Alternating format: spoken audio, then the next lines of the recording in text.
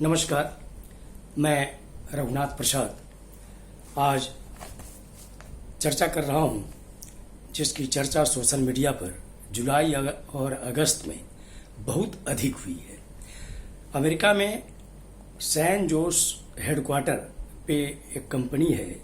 Cisco system ink. इस company में काम करने वाले भारत के एक शेड्यूल कास्ट इंजीनियर के साथ कुछ घटनाएं घटी, जो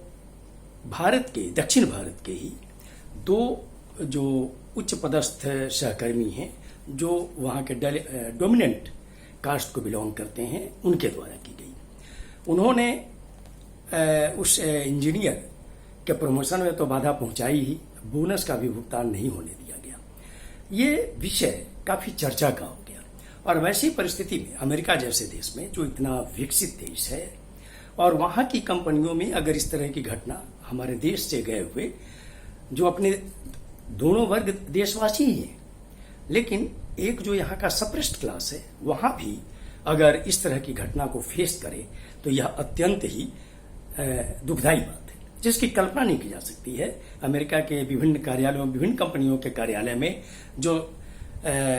लोग काम करते हैं, उनमें भी इस तरह की भावना इतनी दूरी पर जाने के बाद भी अगर हो,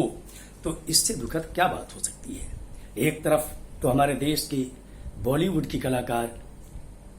कंगना रनौत कहती हैं कि मॉडर्न इंडिया में कास्टिज्म अब कुछ रह नहीं गया है, लेकिन हजारों हजार मील दूर अमेरिका में जब इस तरह की घटना घट रही है, तो इससे दुखद बात क्या हो सकती है। उस घटना को देखने के बाद कैलिफोर्निया रेगुलेटर के द्वारा एक लॉ सूट दायर किया गया है अगेंस्ट सिस्को कंपनी। और ये एक बहुत अच्छी बात है कि न केवल सिस्को, वरन अमेरिका में जितनी भी कंपनियां हैं, वो ये सचेत होंगी कि कहीं भी, चूंकि अमेरिका में जाति नाम की कोई चीज नहीं होती, या अन्य जो धर्म के लोग हैं उनमें भी जाति नाम की कोई चीज नहीं है। कुछ है, कुछ विभाजन है, लेकिन जाति के नाम पर नहीं है। ये सिर्फ हमारे हिंदू धर्म में है। तो हो सकता है कि आने वाले दिनों में अमेरिका में कानून बनाना पड़े कि कंपनियों में अगर इस तरह का डिस्क्रिमिनेशन होता है तो उससे किस तरह से निपटा जाए। इस घटना को देखने के बाद लगता है कि वर्ष 1916 में डॉक्टर B.R. अम्बेडकर साहब ने जो एक जगह लिखा कि यदि हिंदू इस धरती पर विभिन्न क्षेत्रों में जाएं तो यह विश्व स्तर की समस्या हो सकती है। तो लगता है कि इतने वर्षों बाद, 100 वर्ष से ऊपर हो गए, क्या इस तरह की घटना चिंता नहीं पैदा करती है हम लोगों के बीच? हम लोगों को इससे सीख नहीं लेनी चाहिए कि आखिर हम लोग क्या कर रहे हैं, हमको किस किस तरह का सुधार करना चाहिए, कैसे जगना चाहिए, ताकि इस तरह की घटनाएं नहीं घटें और देश की प्रतिष्ठा कहीं प्रभावित नहीं हो विदेशों में। एक सर्वे में यह पाया गया है कि 1990 से प्रत्येक वर्ष इंडिया से बड़ी संख्या में IT प्रोफेशनल्स अमेरिका जा रहे हैं। ऐसा रिसर्च में पाया गया है कि उसमें 90% या तो अपर कास्ट के लोग हैं या डोमिनेंट क्लास को बिलोंग करते हैं, और 10% जो सप्रेस्ड क्लास जिन्हें कहते हैं हम अपने यहाँ, वे हैं जो वहां भी, अमेरिका में भी रहकर वो अपनी पहचान को छिपाना चाहते हैं, ताकि अगर आइडेंटिटी उनकी खुल जाएगी तो हो सकता है कि उन्हें कुछ दिक्कतों का सामना करना पड़े। 2018 में एक संस्था है, सिविल राइट्स ऑर्गेनाइजेशन, एक दलित अमेरिकन ने civil rights organisation Equality Labs के हवाले से कहा कि 67% जो सप्रेस्ड क्लास के वहां पे लोग काम कर रहे हैं, वे लोग अपनी पहचान को छुपाने का ही प्रयास करते हैं, ताकि उनको कहीं पर कोई सामना नौकरी में, प्रमोशन के मामले में या वर्क प्लेस पर कोई हरासमेंट की स्थिति उनके साथ नहीं हो। एक माया नाम की, मैंने सोशल मीडिया में पाया कि एक माया नाम की महिला ने कहा कि वो 2002 में अमेरिका आई थी, उस वक्त उनकी उम्र 21 वर्ष थी, और आज 18 वर्षों के बाद भी उनको अपनी पहचान छिपानी पड़ रही है। वो खुश थीं कि कैलिफोर्निया रेगुलेटर ने केस किया है दो पदाधिकारियों के विरुद्ध जो दक्षिण भारतीय हैं, मिस्टर सुंदर अय्यर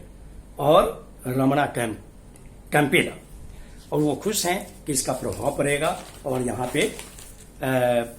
जो सप्रेस्ड क्लास के लोग हैं वे आगे आएंगे अपनी शिकायतों को लेकर। उन्होंने ये इक्विटी लैब का एक फोरम है, दलित एडवोकेसी ग्रुप, उन्होंने वॉइस न्यूज को बताया है कि Google, Facebook, Microsoft, Netflix, Twitter, Dell, Apple, Uber इत्यादि कंपनियों के लगभग 250 जो सप्रेस्ड क्लास के एम्प्लॉइज हैं वो लोग आगे आए हैं कि जरूरत पड़ने पर वो लोग भी इस शिकायत को दर्ज कराएंगे। ये घटना अत्यंत ही दुखदायी है।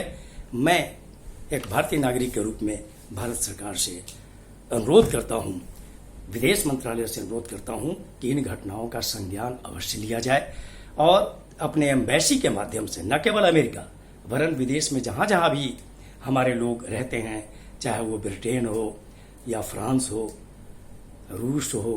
कनाडा हो, डेनमार्क हो, ऑस्ट्रेलिया हो, न्यूजीलैंड हो, अफ्रीका महादेश में हैं, ये अवश्य इसकी भी जांच होते रहनी चाहिए कि कहीं वहां भी इस तरह की घटना तो नहीं हो रही है। और अगर इस तरह की घटनाएं संज्ञान में आती हैं तो भारत सरकार को इसके लिए प्रॉपर कानून बनाने चाहिए जिसके तहत इन घटनाओं को रोका जाए, ताकि हमारे अपने देश की, अपने महान देश की परंपरा की छवि विदेशों में प्रभावित नहीं हो। ये वीडियो आपको अच्छा लगा हो तो निश्चित रूप से आप इसे लाइक करेंगे, शेयर करेंगे, सब्सक्राइब करेंगे और बेल आइकन को टच करेंगे ताकि मेरे हर आने वाले वीडियो का नोटिफिकेशन आपको समय पर मिले। मैं आज फिर याद दिला दूं कि रविवार 6 सितंबर को मैं संध्या 5 बजे आपके साथ लाइव रहूंगा, जिसमें रिजर्वेशन के कुछ अहम बिंदुओं पर मैं चर्चा करूंगा। आप सभी लोगों को बहुत बहुत धन्यवाद। जय हिंद।